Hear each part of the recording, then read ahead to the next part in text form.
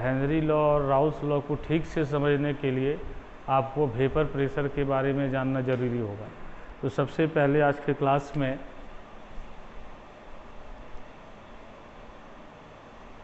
Vapour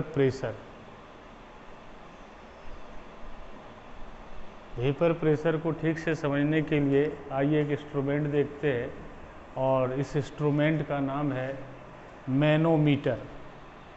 एक instrument है, इसका नाम है मैनोमीटर। और यहाँ पर जो है ये Hg मर्क्यूरी है, ये लिक्विड जैसे थर्मामीटर में होता है, और इसमें लिक्विड भरने के लिए एक ढक्कन वगैरह ये लगा हुआ है। और ये 0 mm, 100 mm, 200, 1000 mm और ये 760 mm में पॉइंट दिया गया है। जैसे थर्मामीटर में 98.6 पर पॉइंट होता है, उसी तरह से इसमें 760 mm पर पॉइंट दिया गया है, क्योंकि 760 mm Hg अगर मरकरी इतना ऊपर उठ गया तो इसको बोला जाता है 760 टॉरिसन टॉर, और इक्वल टू होता है 1 एटमॉस्फेरिक प्रेशर 1 atm, और इसके इक्वल में होता है 1.013 बैरोमेट्रिक प्रेशर बार, और इसके इक्वल में 1.013 इंटू 10⁵ पास्कल। तो अगर 10 mm भी आ गया, 20 mm भी आ गया, तो हम लोग atm में कन्वर्ट कर सकते हैं, बैरोमीटर में कन्वर्ट कर सकते हैं। अब क्या है कि जिस लिक्विड का वेपर प्रेशर देखना है, उस लिक्विड का 1 मोल यहाँ ले लेते हैं। जैसे 1 मोल C6H6, समझ रहे हैं? 1 मोल C6H6 मतलब 78 ग्राम। 12 6 जा 72 प्लस 6 1 जा 6, यानी इसका जितना मोलर मास है उतना मास इसमें ले लिए। तो जैसे ही 78 ग्राम इसमें बेंजीन लेते हैं, तो देखते हैं कि ये Hg जो है 100 के जगह जो है ये 0 से उठ करके 300 mm में चला जाता है, 300 mm ऊपर। तो दो तरह का क्वेश्चन अराइज होता है कि ये 300 mm ऊपर क्यों गया, और दूसरा ये क्वेश्चन अराइज होता है ये 300 पर ही क्यों रुक गया। तो पहला क्वेश्चन का ये जवाब है कि बेंजीन जो है ये वोलाटाइल लिक्विड है, यानी उड़ने वाला लिक्विड है। तो इसका जो है वेपर उड़ा होगा, पूरा वेपर इसमें फील हो गया, और ये वेपर इधर से आकर इसको पुश करते हुए 300 mm Hg के ऊपर में ले गया। अब दूसरा क्वेश्चन है कि 300 mm Hg पर ही क्यों रुक गया। तो उसका आंसर है कि ये जो पुश होते हुए ऊपर गया है, ये तो खाली जगह है, यानी एयर प्रेशर के अगेंस्ट में इतना ऊपर उठ गया। ठीक है, हाँ, टेम्परेचर बढ़ा दे घटा दे तो फिर आगे पीछे हो सकता है, लेकिन टेम्परेचर यही रहे तो 300 mm में जाकर रुक जाता है।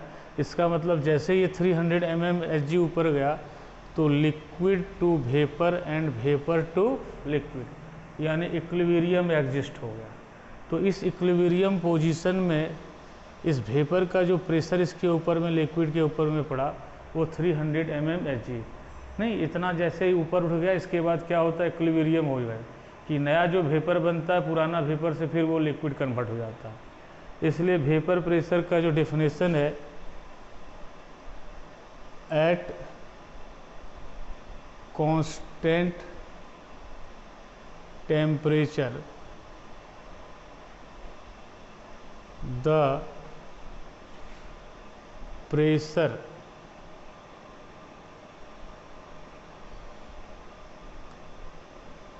exerted by the vapor of liquid on the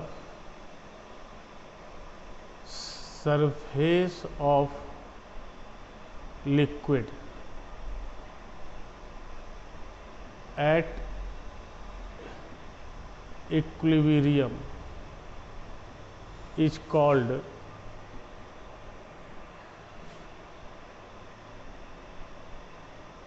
vapor pressure of that liquid। समझ लीजिए at constant temperature, temperature constant है, the pressure exerted by the vapour of liquid, इसी लिक्विड का वेपर इसी लिक्विड के सरफेस पर जो प्रेशर कर रहा है एट इक्विलिब्रियम। एट इक्विलिब्रियम से मीनिंग ये हुआ कि क्लोज सिस्टम है, क्लोज कंटेनर के अंदर में लिक्विड टू गैस और गैस टू लिक्विड कन्वर्ट हो गया। तो जैसे इक्विलिब्रियम एग्जिस्ट कर गया, इस इक्विलिब्रियम पर इसके वेपर का जो दबाव इसके ऊपर में पड़ा, जो प्रेशर पड़ा, उसी को हम लोग क्या कहेंगे, वेपर प्रेशर। तो at constant temperature the pressure exerted by the vapour of on liquid, vapour of liquid on the same surface of liquid, नहीं on the surface of liquid meaning आ जाता है at equilibrium is called vapour pressure. और याद रखिएगा जैसे boiling point होता है कांस्टेंट, उसी तरह वेपर प्रेशर भी अलग अलग लिक्विड का कांस्टेंट होता है। जैसे प्योर वाटर है तो 180 atm पर उसका जो है 100 डिग्री सेल्सियस है, अगर अल्कोहल है तो अप्रॉक्स जो है 80 डिग्री सेल्सियस के आसपास है। तो उसी तरह से अगर क्लोरोफॉर्म है तो 450 mmHg ऊपर आ जाता है, बेंजीन है तो 300 mmHg ऊपर आ जाता है। तो इस तरह से different liquid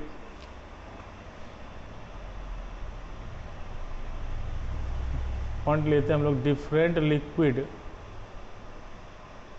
have different vapour pressure. The liquid has high vapor pressure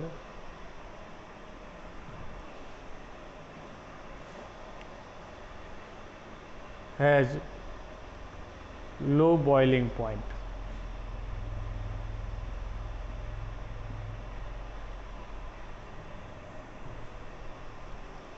यानी जिस लिक्विड का हाई वेपर प्रेशर होगा उसका बॉइलिंग पॉइंट कम होगा, जिसका कम होगा उसको हाई, जिसका बॉइलिंग पॉइंट ज़्यादा है इसका मतलब उसका वेपर प्रेशर कम है। जैसे वाटर 100 डिग्री सेल्सियस पर इसलिए बॉईल करता है कि वाटर का वेपर प्रेशर कम है, अल्कोहल 80 पर इसलिए बॉईल करता है कि अल्कोहल का वेपर प्रेशर अधिक है। अब इसके बाद जो वेपर प्रेशर के बाद जो टर्म आता है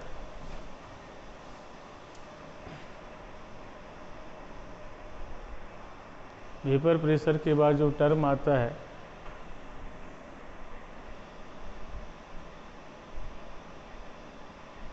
वो पार्शियल वेपर प्रेशर।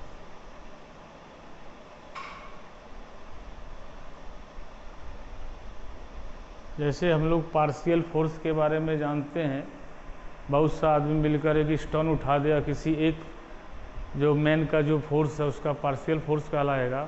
उसी तरह से एक साथ बहुत सा लिक्विड रहे तो किसी एक लिक्विड के चलते जो फोर्स होगा, जो वेपर प्रेशर होगा, वो उसका पार्शियल वेपर प्रेशर होगा, है ना। पार्शियल वेपर प्रेशर हम बता दें कि इसमें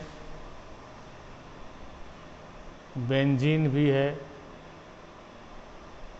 क्लोरोफॉर्म भी है, इथेनॉल भी है। अब ये सारा लिक्विड एक साथ आ गया, मान लीजिए कि ये 500 mmHg में आकर रुक जाता है, तो हम कहेंगे 500 mmHg में टोटल प्रेशर है किसका किसका, तो बेंजीन, क्लोरोफॉर्म, इथेनॉल, है ना। तो लिख सकते हैं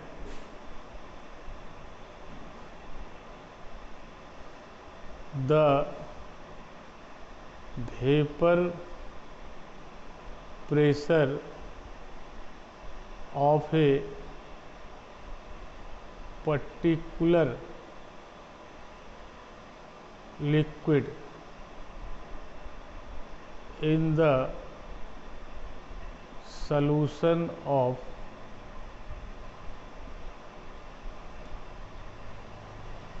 liquid mixture is called partial vapour pressure of that liquid. यानी the vapour pressure of a particular liquid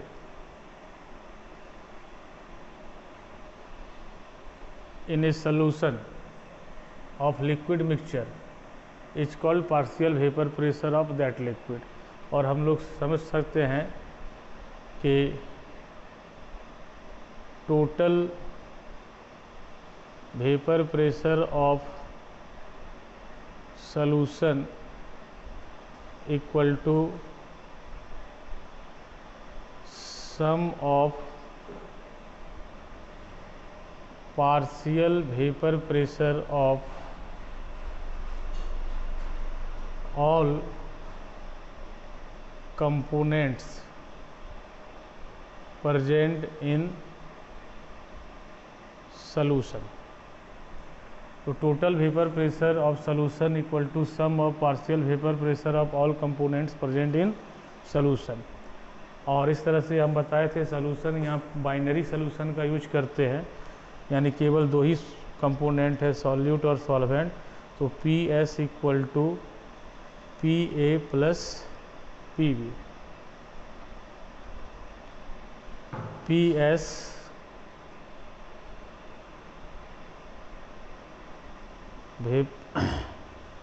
vapour pressure of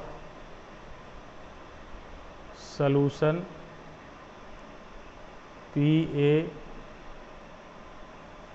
partial vapour pressure of solvent, यानी एक साथ दो या तीन चार या इससे अधिक कंपोनेंट रहे तो किसी एक का प्रेशर उसका पार्शियल वेपर प्रेशर है।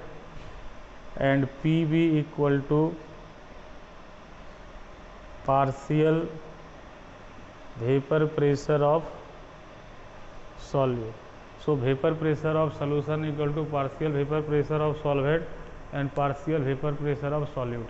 तो मैनोमीटर में टोटल वेपर प्रेशर दिखाई पड़ता है, पार्शियल वेपर प्रेशर दिखाई नहीं पड़ता है। पार्शियल वेपर प्रेशर निकालने के लिए दो लॉ है, एक हेनरी का लॉ और दूसरा राउल्स का लॉ।